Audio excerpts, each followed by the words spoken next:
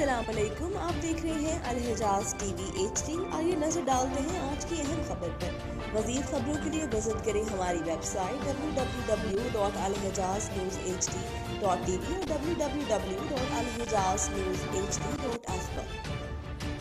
खबर शामिल करेंगे मंडी बहाउद्दीन से। जिला इंतजामिया ने ईद उल अज़हा सफाई ऑपरेशन का आगाज कर दिया। कुर्बानी के आलाइशें ठिकाने लगाने की मुहिम का बाकायदा इफ्तिताह।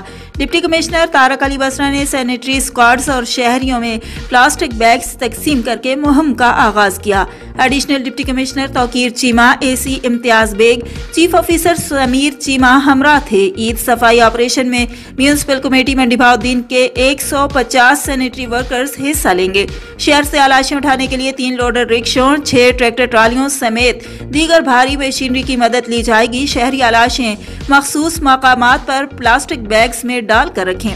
ईद पर लोकल गवर्नमेंट्स के तमाम अफसरान और अहलकारों की छुट्टियां भी मनसूख कर दी। आलाइशों के बारे में शिकायत के फौरी अजाले के लिए तमाम दस्तयाब वसाइल बरोए कार लाए जाएंगे। मजीद खबरों और अपडेट्स के लिए हमारे साथ रहिए।